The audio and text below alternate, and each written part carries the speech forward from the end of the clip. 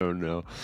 I absolutely don't know, man. I don't know. It's like, and now all the conspiracies that I'm seeing about, on crypto Twitter and on more on crypto TikTok, because those people are just letting me down like a heavy football, dude. Oh my You know God, what I dude, mean? they are just farming the engagement right now, and they'll talk about anything, and there's only two things. There's like the woefully ignorant and the savior complexes, the doom and gloom, like I am your only chance for salvation. Give me all of your attention. Put your money where I say. Yeah, man. That's crypto TikTok these days. That's crypto Twitter too. But you know what? Honestly, it's kind of always been that way, hasn't it? That's why I feel like that's a big reason I started. I Yeah, know a big reason you do what you do. Because yeah. somebody's gotta say what you know. It's a vicious cycle though, because like you don't want to. Okay, you remember how we talked about this back in the beginning of the TFM, and we would go to conferences and we have the same conversation. That's just like Yeah. every project is saying the same thing, like, "Hey, we're going to do X, Y, and Z. We're going to deliver blah blah blah blah blah, whatever," and then actually following through, and how that's actually a really difficult position to be in because every other project is saying the same thing that you are. So like your message gets drowned out in the noise, and the fact that you actually deliver something gets lost. So like if you go on crypto TikTok right now and you try to like pull any attention away from the people who are like, I am your only chance for salvation, you just sound exactly like them. Like, don't listen to the other people, listen here. And from a viewer's perspective, that's just like such a crappy bouquet of voices to hear from. And if they don't know who we are, they have no reason to believe that anyone is more or less genuine than anyone else, Well, hey, it's a double bind, but Yeah. I had a mentor in graduate school. He was a professor of communication. I was going to He say taught this a is lot of for different communications. Okay. and he taught a lot of different courses, but something he said in a nonverbal course I took really stuck with me. It was about persuasion. And he said, persuasion is not about what you can do. It's about what you can influence others to do. And he said, the most important thing you can do to influence people is behave in a sincere, consistent manner, because people will resist anything you try and argue them into changing, and it has become a foundational, it hit me like a bolt of lightning. It is a foundational way to persuade somebody. Don't argue with them. Just model the change and also model acceptance. Be friendly, be helpful, be open to what they might say or share or do. And eventually, because of human principles of reciprocity, it'll all come back to you, baby. And you know what? It doesn't always come back every single time. But for the most part, he's been right. It makes He's its way been right. around eventually. Yeah, exactly. That's our friend Bill on the soundboard. Bill, brother, I'm so glad we didn't lose you in the transition. We've just kind of been vamping in a cold open. I was retweeting the show, and old Alex here had to give me a call because I overslept my alarm. Can you believe it? Well, I believe it only because I can hear it in your voice that you just woke up. Yeah. Still got crusties in your eyes, but you said comes right back to you, so I did the boomerang. And there's actually a boomerang on the soundboard. So. I absolutely love that there's a boomerang on the soundboard. You sound not like your voice is like totally I've been up for 3 hours. Of course you have. About this time I usually would have been, but I was up late last night, and thank God I had prepped all the stuff we're talking about today last night. Otherwise I'd really be scrambling. How's your morning going, Bill? You and I could have improv something if we had to. Yeah, we could have, but I'm excited. You guys are good at improv. Thank you, brother. Thank you. Well, and you too. Apparently there's a boomerang. There is a boomerang, yes. Now, what I am improvising is I'm going ahead to retweet this space since it's just us right now. I'm letting folks know that we're live. Alex, I see that you're on the the Faceless Manny. Did you retweet from there? I will right now. Oh, such a sweet man. So it's just the three of us. Heck yeah, man. Tell me what's going on. I would say this is one of the original spots, wasn't it? Didn't you guys? Yep. You guys, when you started this, you were doing every morning. I think it might have even been earlier. I think it might have been 7 o'clock. 6 Central. 7. It was very early. Yeah. I remember it was like a little bit. It wasn't in my wheelhouse, that's for sure. Yeah, it was 1 hour earlier than this. And I'm just wondering all the change. It's hard for people to keep track, and of course, we're trying to find it. But I really like that afternoon drive we had. That was the most I'd seen for participation in a while. That was really good. I know that's probably not ideal for anybody. It wasn't ideal for me. I hated it. Probably wasn't so ideal. Yeah. It was right in Alex's wheelhouse. That's family time, right? You know. Well, it was just like, post rescue, it was like just enough time to not get home and like be here on time, because I could not possibly like get off the rescue and do the show. I have to shower. I just can't even be in the room with myself after that. Right. But you're not at the rescue this morning? No, I'm pulling back only 3 days a week right now. Are you sure? Because I hear some animals in the background. We do have a rooster that we found in a parking lot. Old McDonald over here. The only non-dog. That's how I picture Alex. Call him live from the rescue, and this dog.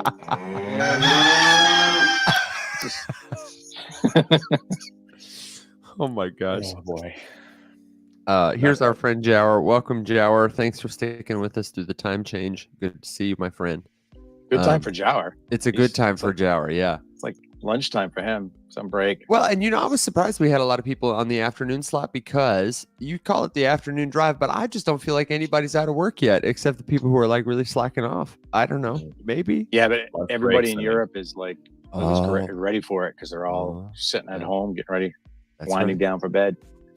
That's right. Well, we're gonna. I think this is a time that's good for us both. We wanted to do less moving and jumping around and try and stick it, and it seemed like a spot that worked for a lot of people. So I think we'll listen to me. I'm just stuttering and mumbling all over the place. We're gonna stick with this for a while. We'll allow people to catch up, and since I haven't said it yet, I'm gonna go ahead and say this is the Rise Up Morning Somewhere show, back in a morning for us slot. And boy, what a morning it's been already. It is a place you can get news, helpful commentary. We'll sometimes play some games. We'll have guests. We'll feature artists, and always have answers to your crypto questions. If we don't have answers, we're not going to lie to you, and we're not going to pretend. We will do the thing that is best and tell you the truth. Then go find someone who can help you or put you in touch with a better source of information, because we are here to help everyday people like ourselves leverage the technology that will form the foundation at the future of the internet and our lives on planet Earth. We are here to help the faceless many, that's our friends and family, and you, yes, you, rise up and write a better future. So, welcome. Alex, Bill, it's great to be here with you. And we've got a bit of a show prepared today, which I'm excited about. Alex and I were talking about returning to like a tighter format, because we think it's a little more valuable when people can, first of all, plan to start at a particular time. So let's check that one off the bingo card right now. Thank you, Bill. But just have a couple of touchstones from us. We wanted to return to a tighter format, make it easier for people to tune in, make it easier for people to talk about, for people to share, that kind of thing. Alex, did I miss anything? Do you want to give a more particular preview than that, or should we just rock and roll with it? What do you think? No, I think we can get into it. Like you said, we're just trying to bring a little bit of structure back, keep it a little bit more deliberate and measured, and then I think we can tack on some of our riffing about nonsense at the end. That way people who want to tune in, get the meat and potatoes, and don't have 3 hours, can come in and get some headlines, some important stuff. So we've got some big stuff to talk about that I'm excited to go over. And then a little bit of little bit of education on some kind of Web3 emerging tech kind of thing, and then hit it. So that's right. We've got some news coming up momentarily. We've got a little AI tidbit tip for you. I've compiled a couple of hits from the crypto job space in case you're interested in working in Web3. And then we'll have a few more things, touchstones before we get out of here. But always, we want to make room for your commentary, for your questions. If you'd like to join us, then now is the time. Bill, he's already up here. Jower, if you're feeling frisky and you want to talk, go ahead and just pop a hand up by tapping that button in the bottom corner, and we'll bring you up here. Or leave anything you might want to say in the comments, and we'll try and get to it, get it pinned in the Jumbotron. I always like when people add a comment that usually is really on point. We can pop it right up top for everybody to see how smart our friends are. So, Alex, what do you say? Should we play a little bumper and get into it? I think so. Well, in that case, Rapid fire crypto news.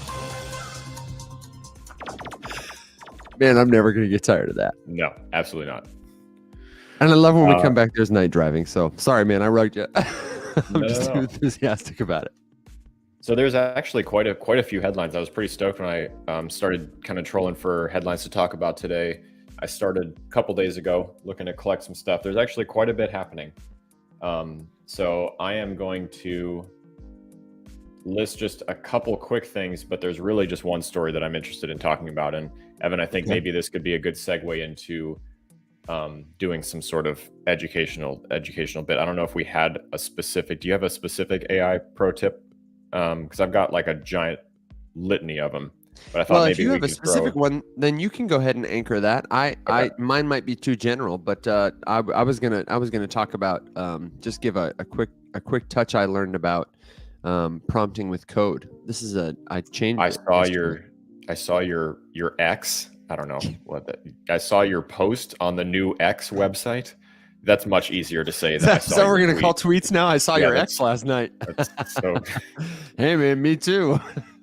dude, how stupid. I'm sorry. I'm not. That's not what this is about. I'm not gonna. How stupid. But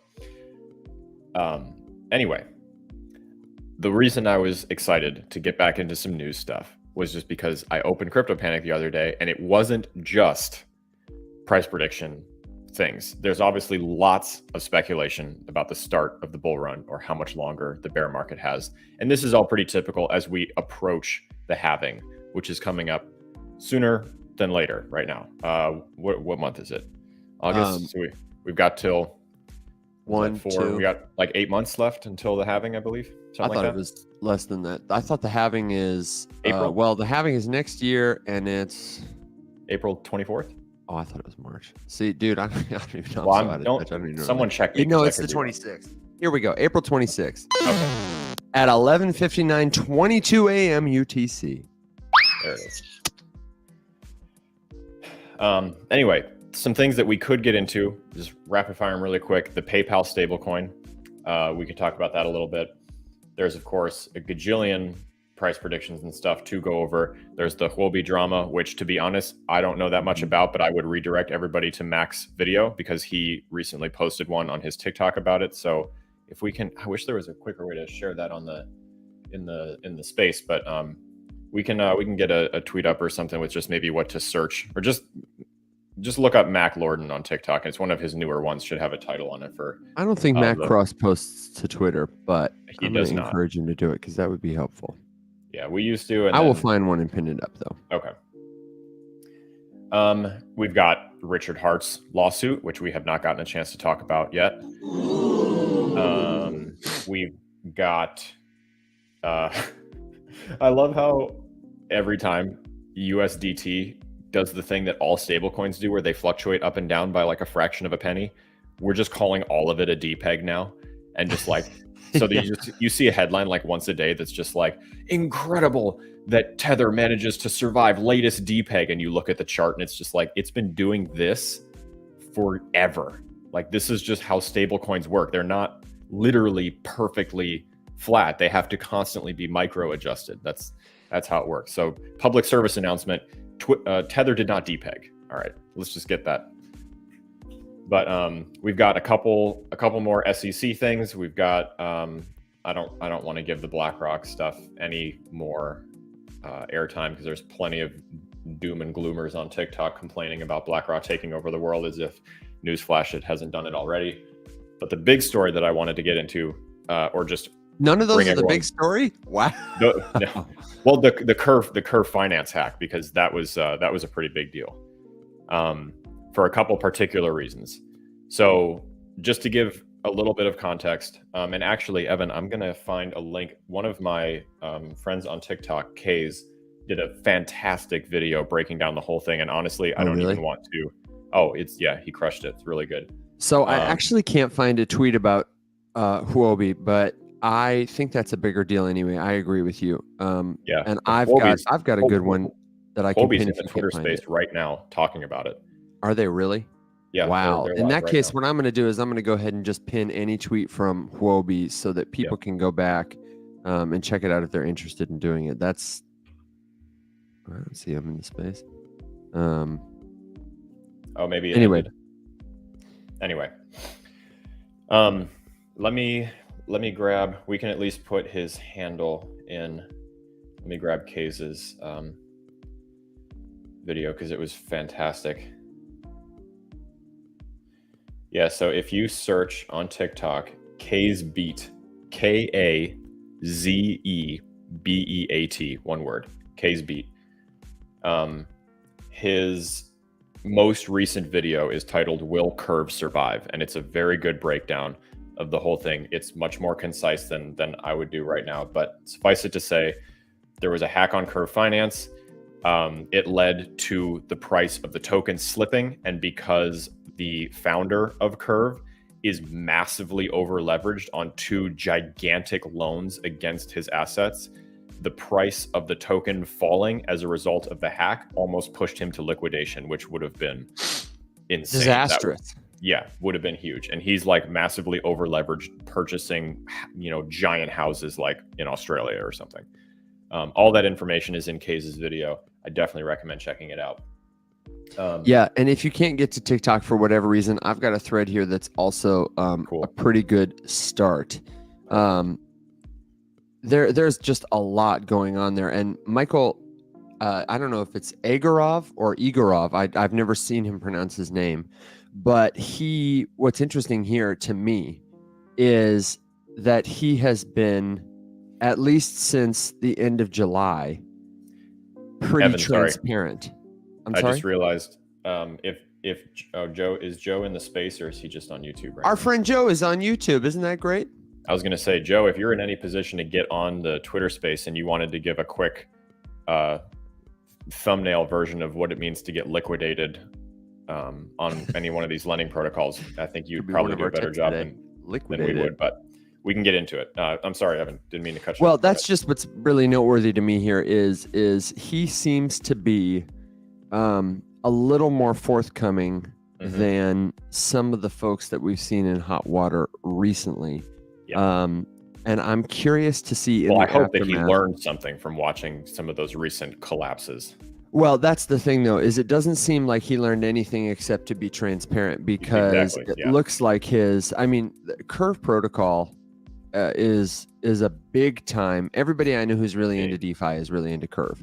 It's a big one. Yeah. All the big guys talk. I mean, Lark has been talking about Curve for what feels like 3 years now. Yeah. I first heard about Curve from Jeff the Dunker. Yeah. Back in the day, when I was like really learning how to DeFi, and watching people use Curve as a foundation for all of the different kinds of multi-layered swaps they would do. And let me see here. I was looking for another thread that I saw about it. But I'm curious to see, like I say, how going forward, what he's going to be doing, because he's just an interesting character. This is the other tweet I saw about it. I'm going to pin this up. The thread, it's not a thread, it's one of those long posts that you like, Alex. It's called Curve Hack, Liquidations, DeFi, and Contagion Spiral. Dropping the Soap, Curve Edition.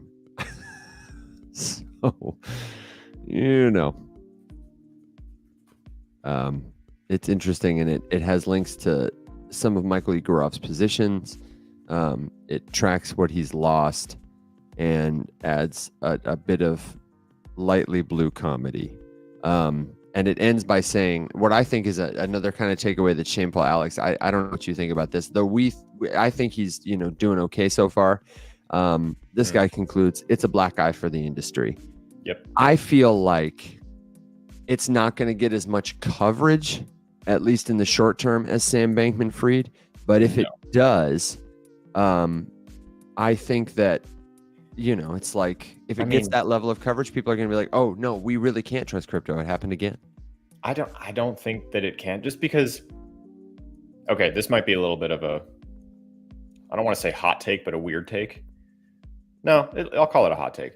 I think stuff like this ultimately, like in the big picture, is good for the industry, because in no way, shape, or form has there ever been anything financial vehicle adjacent that has not dealt with corruption and malpractice and nefarity on behalf of those holding the bags, on behalf of all of us. So, I mean, Evan, how hard do you think we would have to look to find a Web2 TradFi money scandal?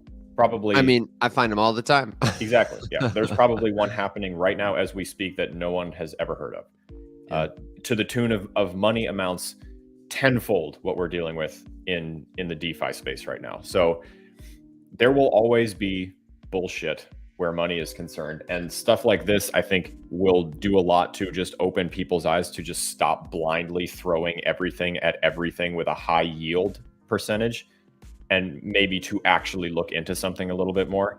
And I do still maintain that like sensible regulation would be good. I happen to believe that the people currently at the helm of that ship are not doing a good job, but there are people out there that do have the best interest in this space. I mean, like Hester Pierce. Imagine if Hester Pierce was the commissioner instead of just, what she is. Yeah. If she was in a position to enact a little bit more of her agenda, I think we would be in a much better place, but that's neither here nor there right now. Instead of a bum, which is what I am, instead of what she is. I don't know why that made me think of that. Now, okay, hey, we are in luck because we have been joined by our good friend, Joe. I don't know if he's playing hooky at school, if he's only got a minute, but Joe, if you have time, before you get to your commentary on this, I do have a question for you, which is how much movement does it take before you consider it a DPEG? What is the definition of a DPEG? Can you solve that for us? I mean, I don't know that there's a actual quote unquote definition. I know for me, like if it's still 99 cents and like some decimal, I wouldn't consider it a DPEG. If it drops below that, like if you lose a full percent or a full cent when you're talking about $1, I think I would consider 0.98 anything to be a slight DPEG. Because the DPEGs really matter when you're dealing with like, hundreds of thousands and millions of dollars. And, if you're losing a cent to that actually starts to add up when you're dealing with that type of money. I'm going to make that the question of the day. That's a Joe answer. I don't know. I don't know that there's an official answer to that. I don't think there is an official definition. I feel like I would agree with that. And my only pushback would just be that if we've had a stable coin like Tether or USDC that's been running for as many years as it has, and the fluctuation between like 0.998 and 1.002 is just sort of like the daily occurrence. Like at what point do you not say like, oh, it depegged again, even though this is just like the noon fluctuation? Like I feel at this point with how often it's happened, the people moving that massive amount of money on it are probably used to those, at least the micro fluctuations. Absolutely. Especially, just going back and forth between USDT and USDC, there's always like, right. Fractions of a fraction of a penny difference when you go back and forth. But let's be honest. I mean, Bitcoin mining is bad for the environment, and Tether FUD are probably the two things that are the deepest entrenched negatives that you can bring about in crypto. So anything And that XRP that price narrative is prediction. going to get play. Yes, and XRP going to 580. Right. You know. So Joe, what do you think about this curve thing?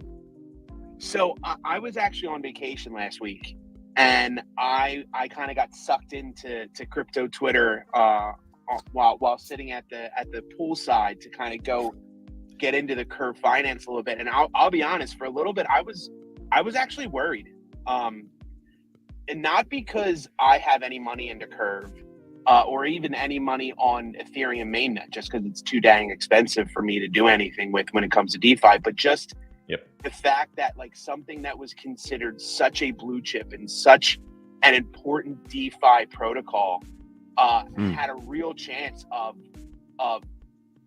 going belly up or just being extremely brutalized by a liquidation. So as Alex was mentioning, the Curve creator of the protocol, he was leveraged on multiple lending sites. Two big ones. And I think it was his way of basically selling the token without actually dumping on the followers of the protocol and the owners of the protocol, so that he could buy some huge mansions. But the tricky part was he was on Aave, he was on Frax Lend, I think it's called. He was on Abracadabra and one or two others. What happens when you borrow on a DeFi protocol is that each coin is given a level of loan to value based on its risk. Okay. So Bitcoin, Ethereum, those have 75, 80% because they're considered blue chips. They're considered more reliable. They're not considered as volatile. So you're willing to the protocols are willing to lend more money or more crypto against those positions.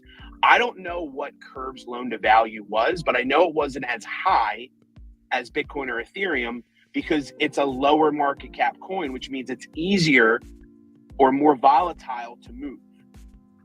With the Curve, when the Curve protocol was hacked, the thought was if they push the liquidation past a certain, if they push the price down low enough where this huge position gets liquidated, what happens is the protocol is then designed to have people come in and auto liquidate. So they will basically sell part of the collateral to get the borrowed amount back. And what happens is if Curve is already down to say 30 cents and you take a large portion of that to sell to get money back, you're further accelerating the DPEG. I'm sorry, not the DPEG. I'm going back to Tether. You're further accelerating the drop. So if it's down to 30 cents and you sell a whole bunch, it's going to go down to 25 cents, which means that now the collateral is worth even less, which means you have to liquidate more. And that's what happens when a position gets liquidated, is that you see this huge spike because it's not just one liquidation normally, it's multiple liquidations because the price continues to drop. And when you're dealing with, I think he had $100 million on Aave and some other, obscene amount on Frax and Abracadabra, it was a humongous portion of Curve's overall market cap. So the thought was that Curve had a chance to really drop significantly, and to the point where it would put the protocol in danger. And there's so many other protocols built on Curve or built with Curve as kind of intertwined that it had a real chance to really just cripple DeFi. Now, that's not to say that there's anything wrong with DeFi, because to be honest, that's exactly what should happen. I mean, these protocols are set up so that there's no trust. It's just going to liquidate because you got yourself over leveraged. There's no, oh, well, don't worry about it. We'll close a blind eye. Don't worry about it. We know you're good for it. No, it's there's no feelings. There's no emotions. It's just a smart contract that's set up to do that. Yeah. That's a really good point. It's exactly what it was supposed to do. There's just no backup plan. Like you have to make sure that you don't over leverage yourself. Mm-hmm. That's a really good point that I think, honestly, I don't think I've ever really heard someone say, and is probably worthy of being repeated more, is just like, this is, we are contributing all of the emotional reaction to all of this, but the smart contract is just being raw. Right. But at the end of the day, like it wasn't a protocol failure. It was an idiot who misused the protocol, and the protocol called them on it, which is actually a really interesting. It was an way of- irresponsible financial decision. And when you're dealing with trustless, permissionless smart contracts, there's no backstop for your bad decisions. Man. I like that. I like it too. And that's what we like about, the tech, but also if you're a crook and you're trying to make some moves, or you're just too ambitious, I don't know. What's your take on Igorov, Joe? Do you know him well enough to make commentary on what you speculate his motives are? No, I don't. I really don't. And to be honest, I didn't even know his name before all this happened, to be quite honest with you. I'm sure he prefers it that way. I only know him from this latest, episode. But I think, again, I don't think he had any intention, let's say, of putting the protocol at risk. I think it was like, wow, I have, Curve's taken off. We've created this fabulous thing. I don't want to sell these coins and hurt the people that have bought and used and invested, because you think of the other side, like anytime you see an owner, sell coins, it's, oh my God, he's dumping on the protocol. Oh my God, he's a fraud. Like there's all the emotion the other way. So I think this was his way of trying to preserve the price action in a positive way, and still, cash out some of the profits and the benefit of having all those coins.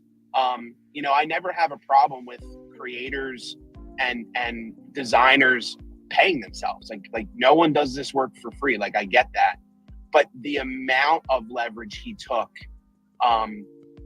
it always looks great when Curve's over $1 and you're like, oh, I have all this room, it's never going to drop. But you have to plan for the worst case scenario, and he did not do a good job of planning for that. Now, I will say this, he has done actions since that have deleveraged himself quite a bit. Like he has gotten to the point, I think, where now his liquidation price is like 19 cents or something like that, from what I was reading. Which is down from 37 cents just a couple days ago. Yeah. Correct. He, the word on the street, and again, based on some of the transactions, is that he, reached out to a couple of players in the industry and made handshake deals to say, hey, I'm going to give you, I'm going to give you this Curve at 25 cents on, per over the counter. So it doesn't actually impact the price itself, so that I can get this money and I can pay down the debt. But, handshake deal, hey, don't sell it until it's 75 cents or 80 cents. Again, there's no guarantee that those people that took that deal are going to necessarily abide by that. But he tried to take steps to deleverage himself without selling any of the Curve on the open market, which would then hurt the price. So I think that shows. Now, he could have just done it because he didn't want to get liquidated and have the black eye. I'd like to think that there's a little bit of, I care about the protocol, I care about the people that will be impacted by this, so I'm going to take that loss so that I can de-risk the situation. Good take, Joe. My last question for you is, are you, I thought you were back to school now too. Are you back to school later, or are you driving to school? You're usually in school now when school's in, aren't you? I am usually when school is in session. School doesn't start until after Labor Day. So Oh, I am wow. still going into work, but my schedule's a little more relaxed. So I Nice. go in a little bit later. I come home a little earlier as long as I get all my work done. But yeah, up in PA, at least in my school, we don't start until after Labor Day. And my kids in different district, they go back the week before Labor Day. So we're not quite as we're not starting quite as early as some of the southern states do. I remember we were talking about it in the chat the other day. I couldn't remember what you said, but we sent my nephew August off to his first day of first grade yesterday, and I was like, my Yeah, God, you growing up in started- Michigan, we went after Labor Day too. Same Yeah. here. Yeah, we started last But you week. got here. one too. Yeah, right. Yep. Crazy. Jordan's on day 4.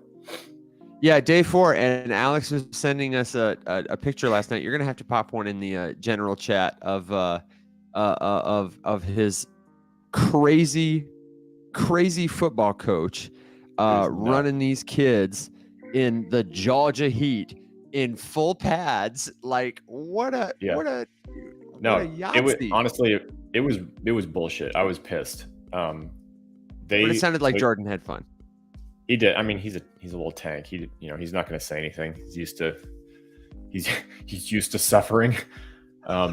Sounds terrible, but like it came into play. But no, I mean he was loving it, dude. He didn't really let it get to him, but I was genuinely worried. Like I don't know. I probably should have said something, but so real feel yesterday was 108, and they were in full pads and they ran conditioning drills for 45 minutes before they gave them their first water break, which is insane.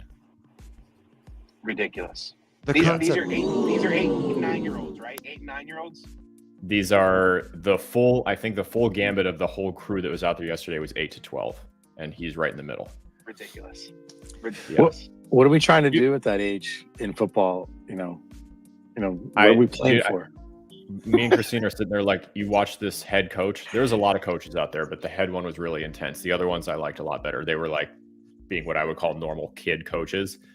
But dude, this first guy was like, it's like practice number 1, and 10 minutes in, he's treating these kids like, they're preparing for the draft next week or something. And they're Right. like, dude, he was out of his mind. And I was like, I see now why parents get in screaming matches with these people, because like, bro, take it down a notch. Like you don't, you can settle down a teeny little bit here. This isn't the NFL draft. Yeah. I've been a coach for over 15 years, and I can tell you that at that age, it's more about just getting them acclimated to moving their body than who cares. Well, you're gonna play a bunch of games, and it doesn't matter if you win or lose.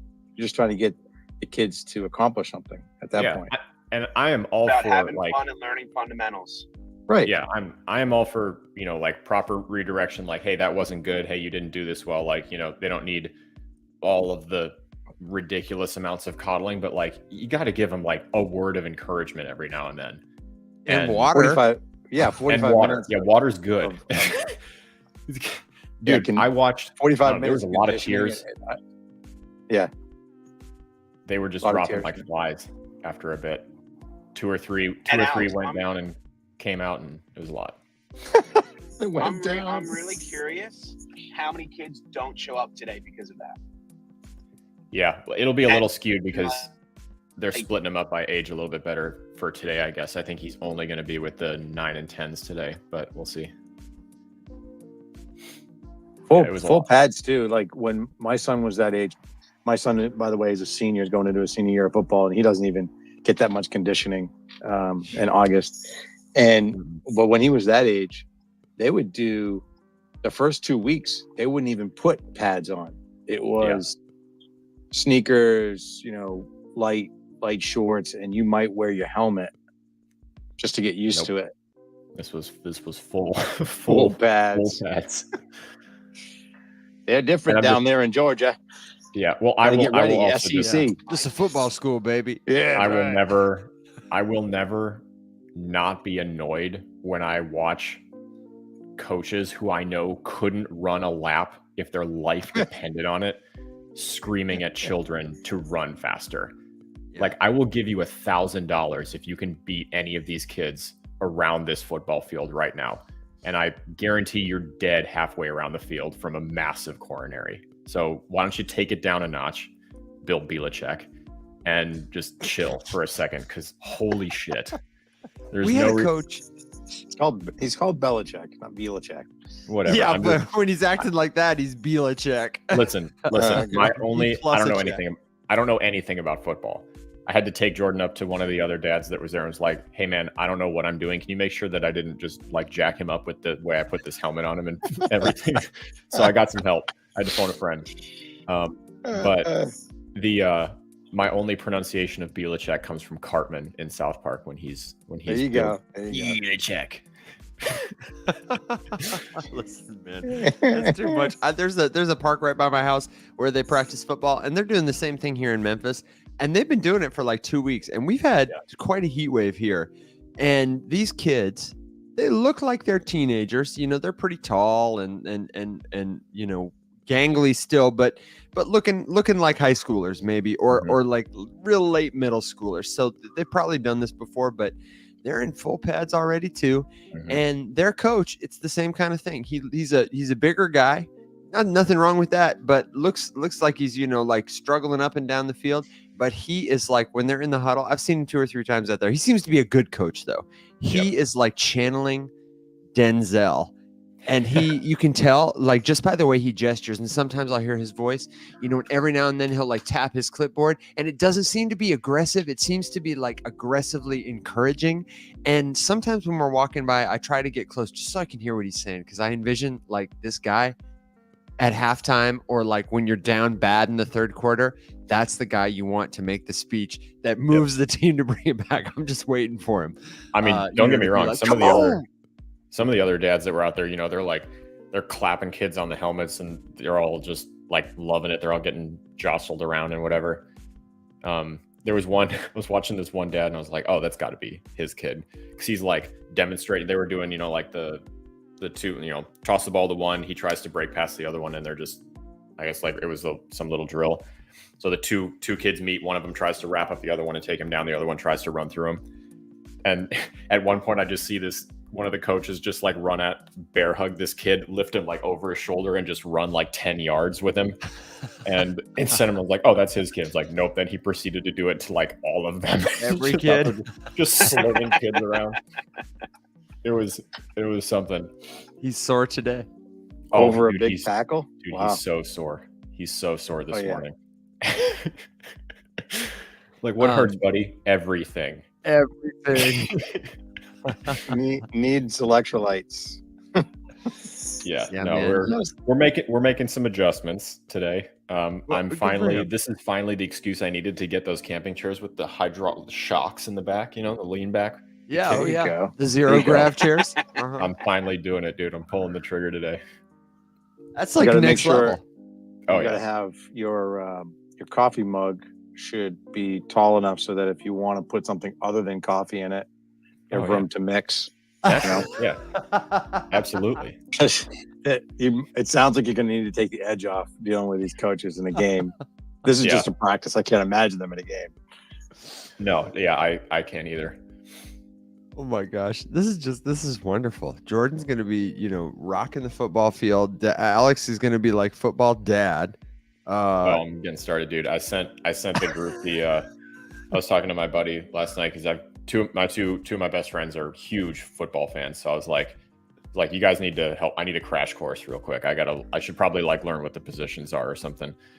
And so I was just sending them like the GIF from South Park with Randy when he's in the stands at baseball, like for summer Little League, you know, just like I don't know that I know that one.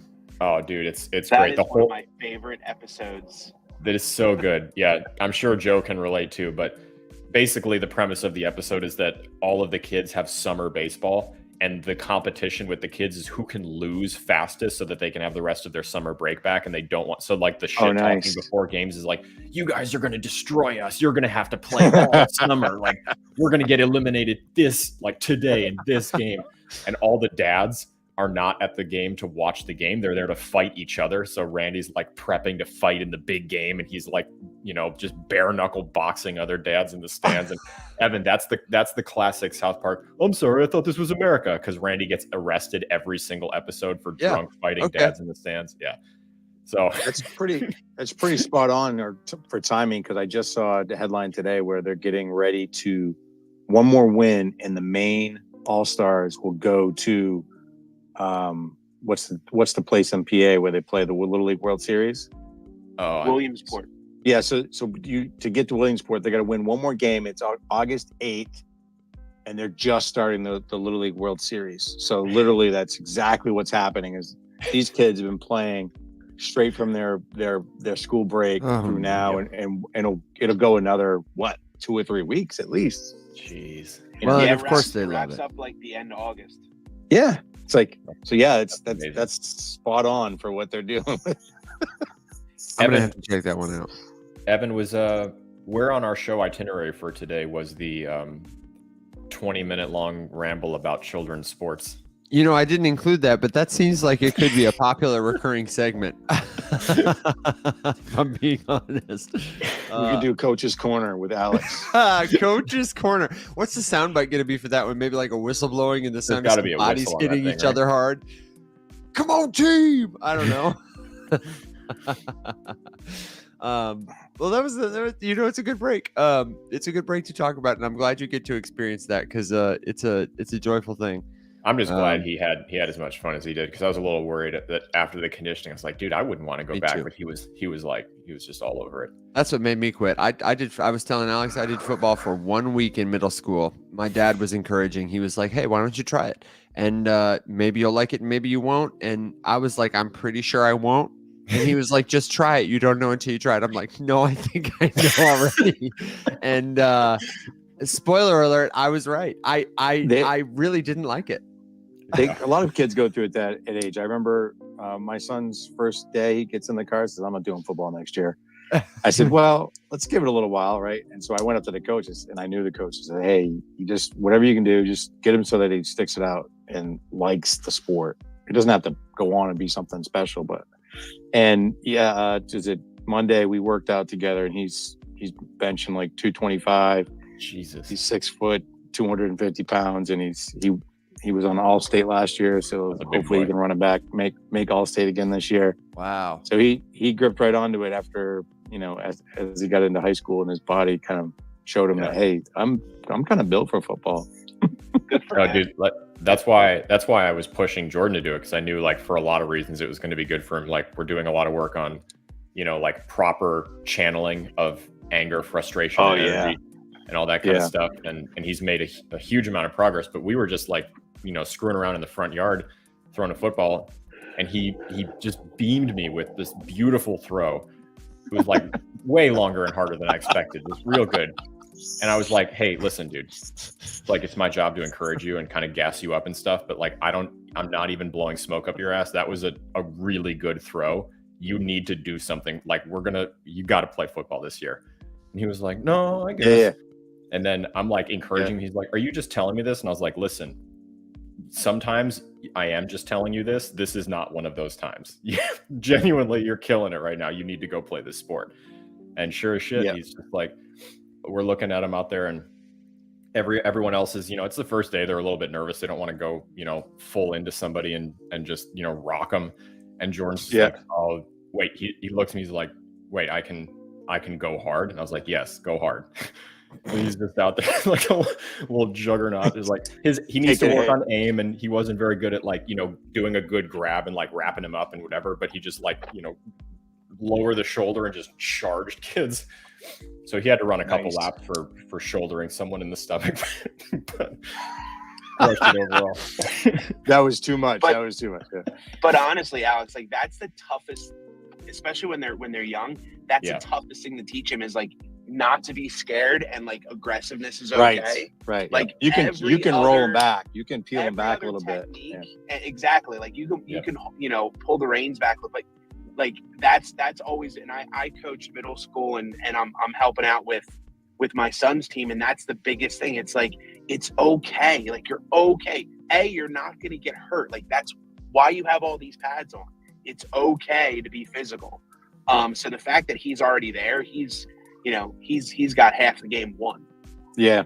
And I was just going to throw in there, I know we've really hit this topic hard, but my son was diagnosed with ADHD. And so it wasn't that, it was more of he needed an outlet, to get rid of some of the energy, and football has been. So let's put it this way. He takes medication for schooling. Yep. And he was nervous last year going into school that it was gonna, it was junior year, so his toughest year. So he had this medication.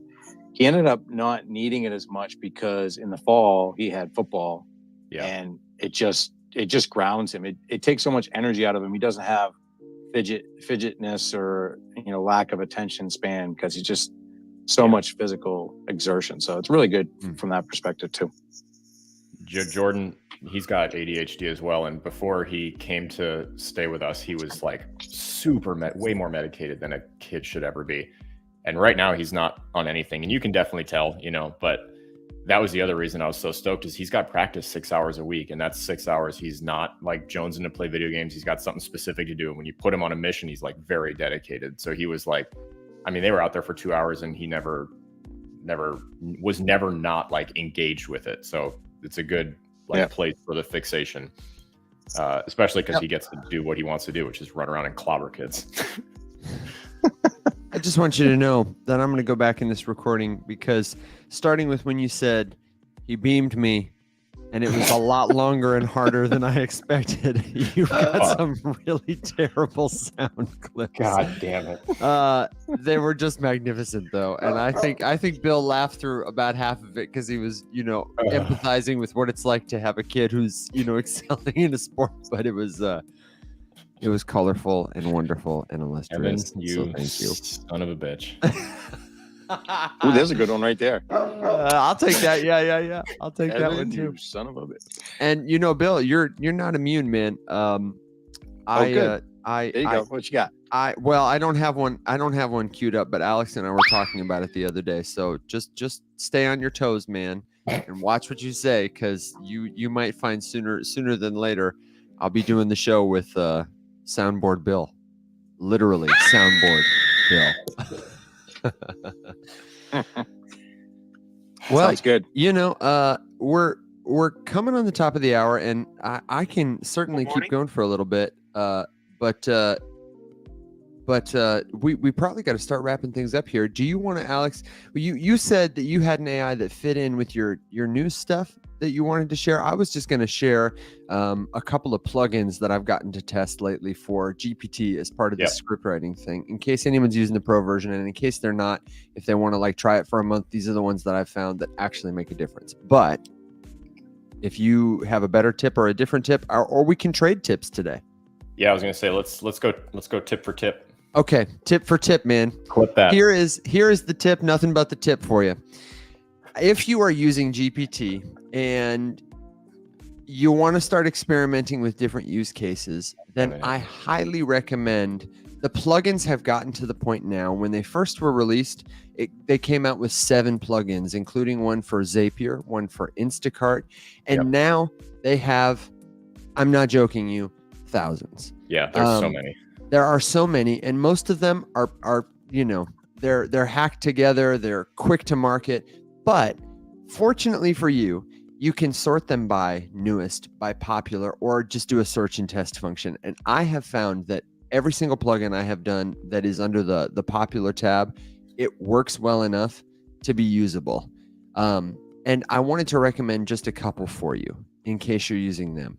The Zapier plugin really is, or Zapier if you're one of those folks, it's really fantastic. I have never been a big Zapier user until I started using GPT-4.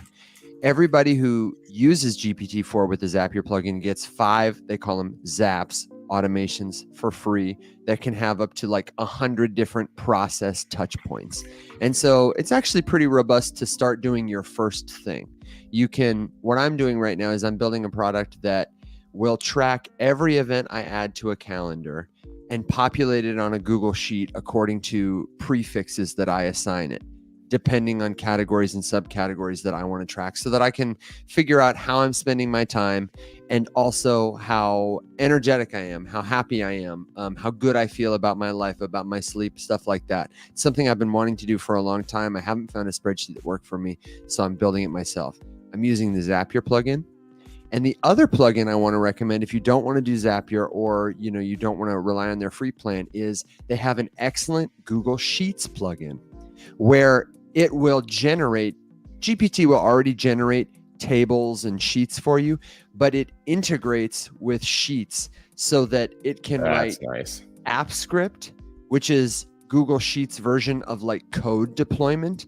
And it just does a much better job writing good tables that copy and paste well. And when the plugin is enabled, it not only understands the functions and rules of Google Sheets, but it can work with you in Google Sheets a lot more quickly. So those are two that if you're working on something in GPT and you want to accelerate your workflow, that might be a reason to upgrade to GPT-4, at least for a month to try it out. The plugins, they're back, baby. And Zapier and Google Sheets are a good place to start. Sweet. Yeah, that's been my newest foray, is trying to get a little bit better at using some of the plugins, because I'm just kind of like raw thread, no plugin right now.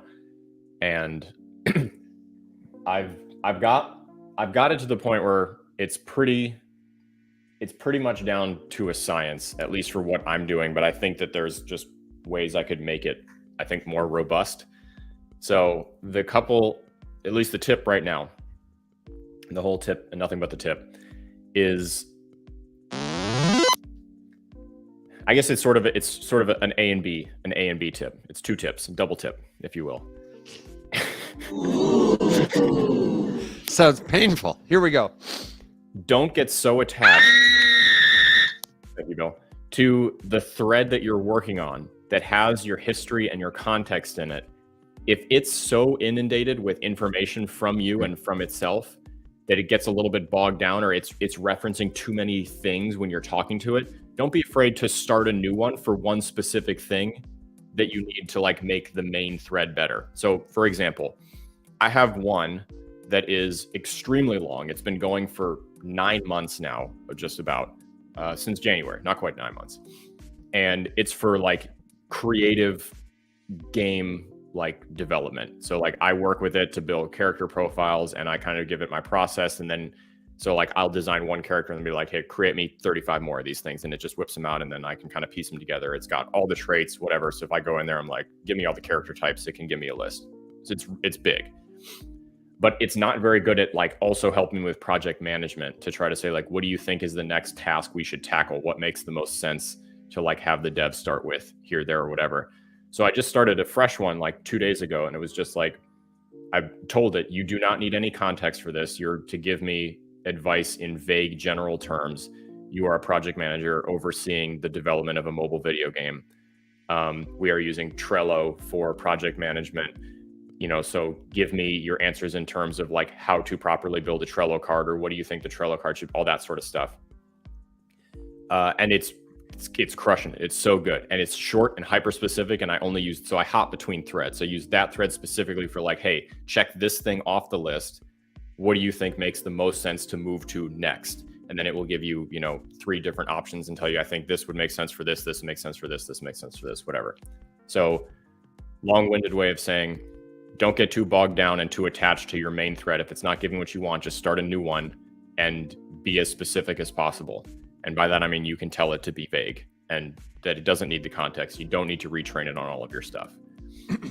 And then 2, in the giant thread, you'll notice that it gets off track sometimes because it is referencing so many different things. So don't be afraid to slow it down. And instead of just saying like, okay, well, now we're going to do the next one. Now we're going to do the next one. It's not doing very well. So you're trying to critique it. Just tell it, we're getting off track.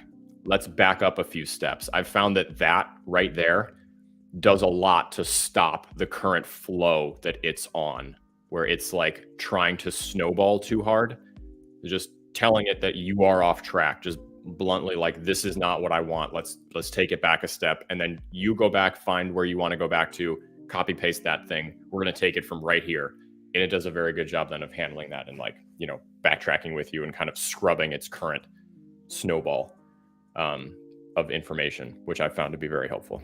That's a good tip. And I actually have a follow-up question for it. Do you have a recommendation for cataloging threads so that you can move through them more easily, or organizing them? Because I feel like that's a shortcoming of the current Chat GPT interface. Yeah, so unfortunately you can't reorder them. It's like chronological based on your last prompt to it. So you just have to be really deliberate in the titling and just delete the ones that aren't doing it for you. Like I have like 60 right now, and I need to go through and just delete like 55 of them because they're just not useful. But I would say, I mean, unfortunately, no, not really. Just be deliberate in what you title them and use them so that they stay, up at the top. And if you need one for a specific little thing, you get your thing, just delete it. You don't need to save all of it. Yeah.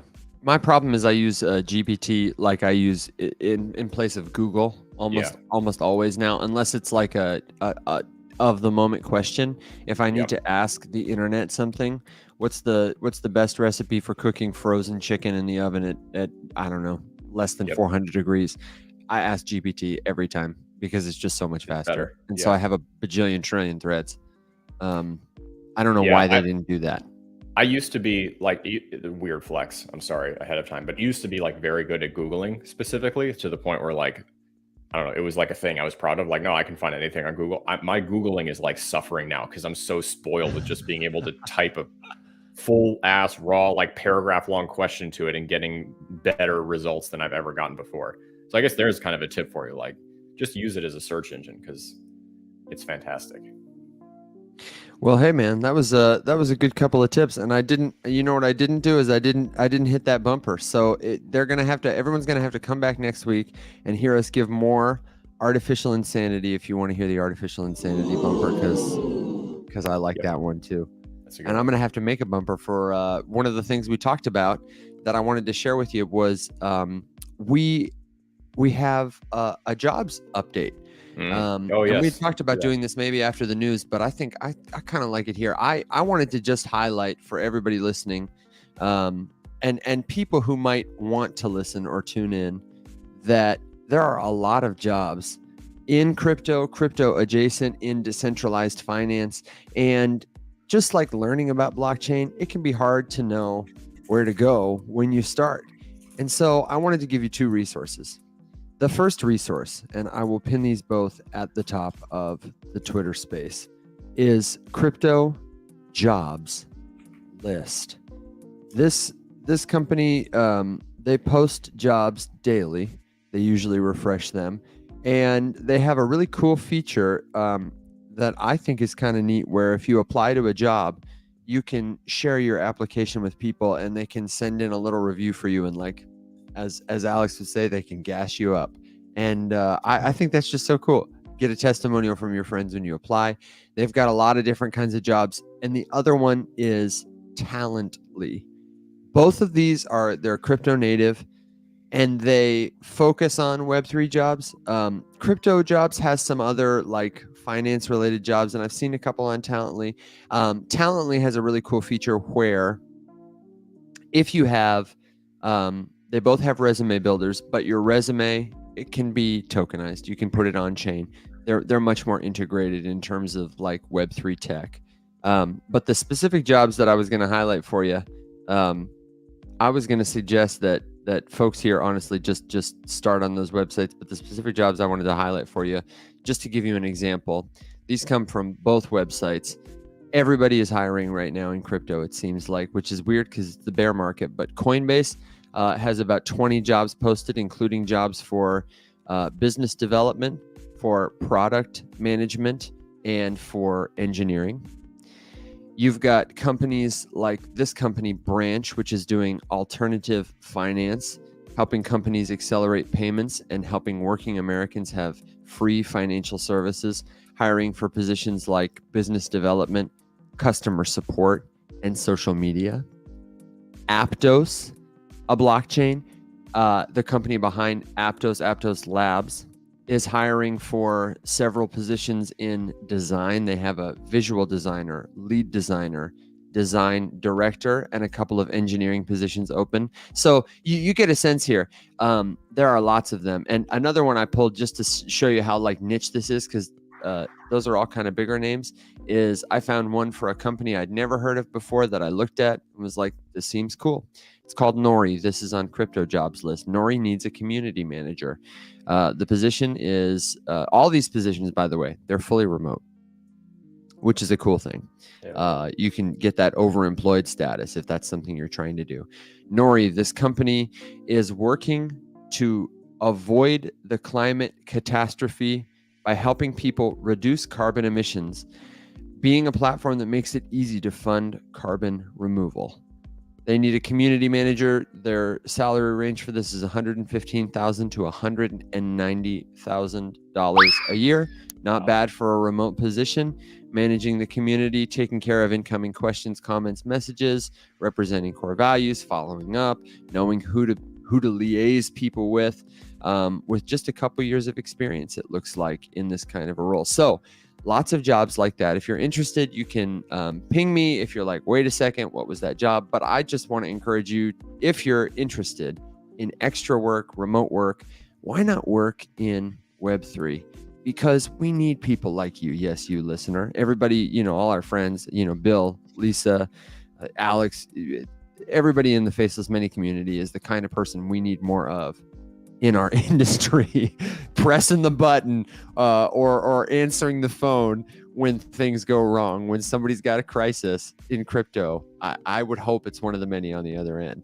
So if that's helpful, let us know. If you have requests for particular kinds of jobs that we can keep an eye on, my thought was I might try and in the future pull just 2 or 3 a week that speak specifically to people's needs, and we can get a dialogue going that way. But if you don't like it, we don't have to do it.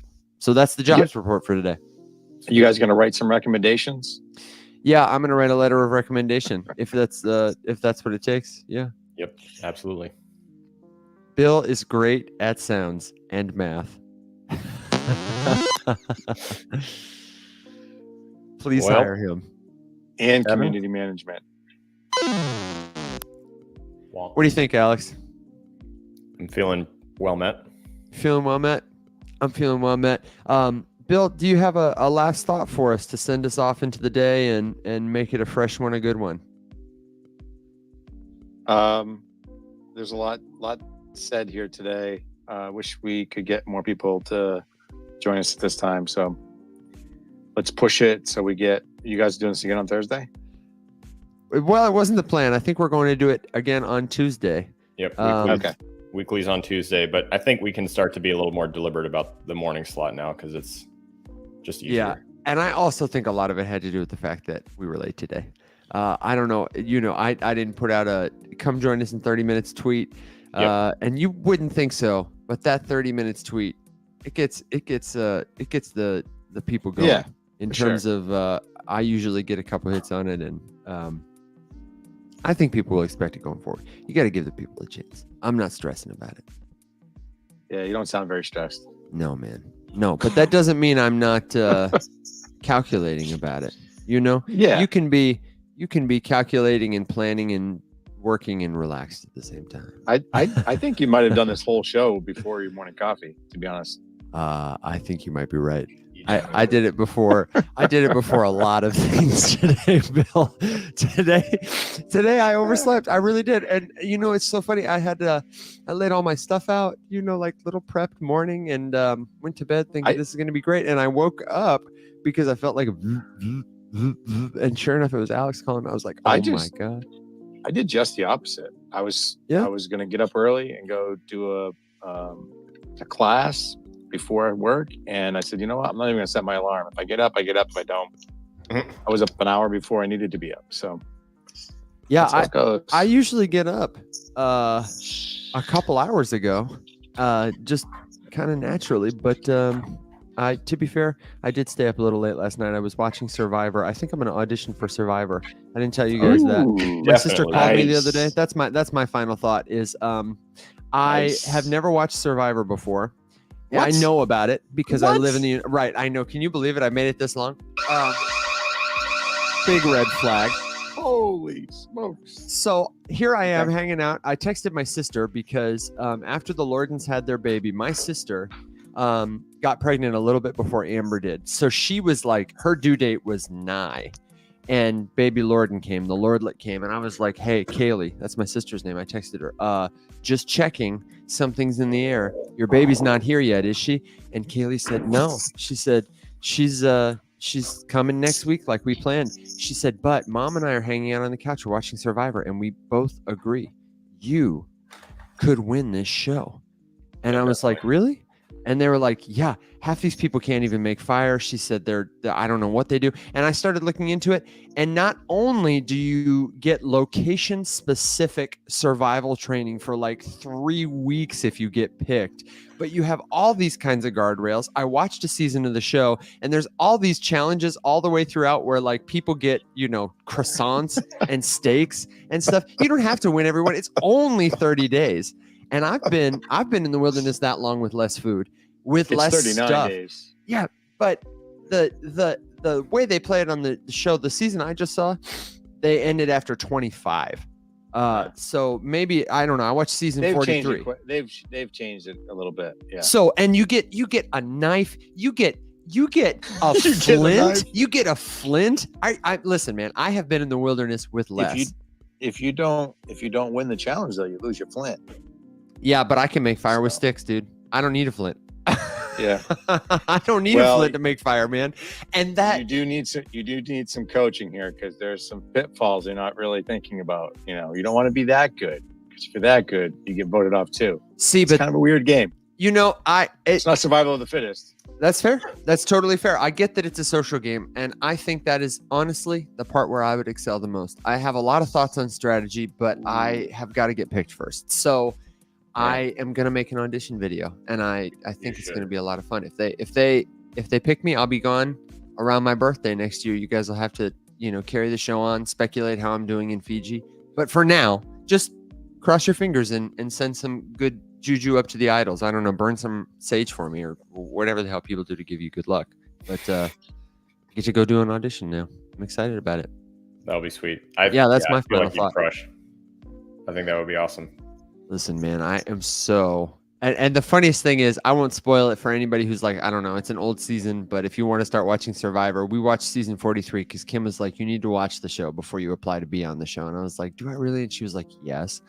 And we turned it on. And in the first episode, I was like, oh, there was this player whose game looked a lot like mine. He was very friendly. He was really just like honest and forthright with people. And of course, he's got a plan. He's going to, do what he's got to do. But his whole thing at the start was like, let me make really... I was like, I really like the way that guy's playing. He's my favorite. And Kim was like, he's not going to win. Just watch. And he was the winner for the season. And that's how we go. I was like, feeling crap. So what about you? What's your final thought before we get out of here, man? Good joke.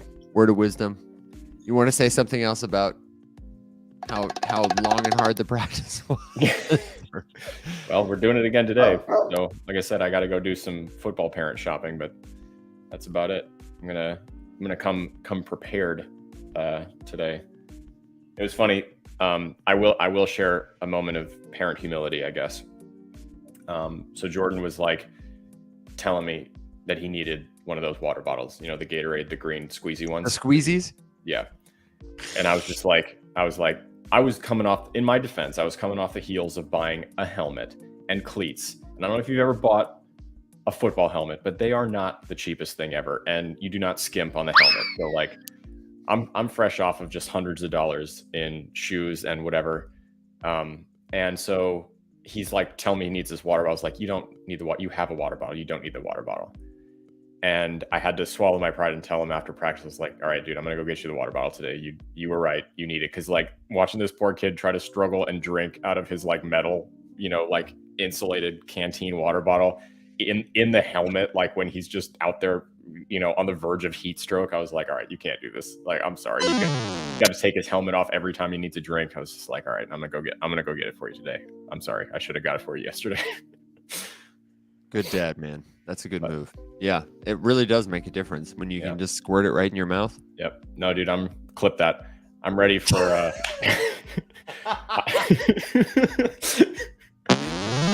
I'm ready for. So Christina and I are each going to have one of the hydraulic chairs on the side. We got the sunshade. I'll have the cooler with the ice pack and the wet washcloth in it to, drape over his face at the breaks and stuff. And so he's ready to have a corner. Are you guys just like, is that like your date right now? Is you're like, let's go watch Jordan play football, and you're just like sitting in a chair in the sun? Dude, and like, it's just parents. There's hundreds of them, and like it was funny. I will leave with a short funny story. Christine and I were just like crisscross applesauce sitting on the ground yesterday. We're looking around, and I'm looking at all these dads in their super chairs, and I'm like, all right, it's the time. We're not doing this again. We're gonna get one. So we're like scoping them out, and I'm like, hey babe, I'm gonna go over and ask that dad right there if that chair was worth it, and if he would recommend it. And she's like, no. And I was like, he's gonna love it. Trust me. That he's been waiting for someone to come up and ask him about his chair. I promise. So I just go over there and I'm like, hey man, sorry to bug you. And he's like, oh no, what's up? And I was like, is this chair worth it? And he was, dude, his face, he's just like, oh, let me tell you, you do not need to go up for the high end one. This is the base model. This thing is amazing. In multiple seasons I've had this thing.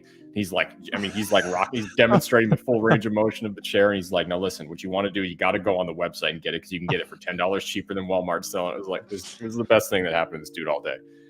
And he said, hey, and then he said, I feel sure he wasn't in a qualified pyramid to share scheme? this opinion. So here you go. yeah.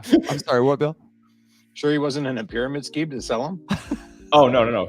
I'm sure he was, but he was just like, I mean, every dad out there is in one of these things. And I mean, he was wearing the Gulfstream shirt, so I already knew he was in the club. He was my people. Easily could have had the quick, airline mechanic conversation if I needed to establish credibility as a fellow to assert your dominance. You stroked your mustache a little bit, Oh yeah, he was mustached. It was just a match made in heaven, like from the get-go. And so I'm very excited to plant our chairs in the line of football dads. And it's gonna be good. Cool, man. Well, we look forward to catching up on it. We'll tell you all about it. Same time, same place. We'll be back again for more of the Rise Up Morning, at least here, and certainly somewhere show. This is the official Morning Somewhere show of the Financial Revolution. My name is Evan. His name is Alex. We are Faceless Labs, leading the financial revolution to empower the faceless many. If you need a community of people who won't try to sell you something, who will lift you up, then join us. You can find us at discord.gg/themany. Until next time, my friends, rise up. No outro, man. That's it.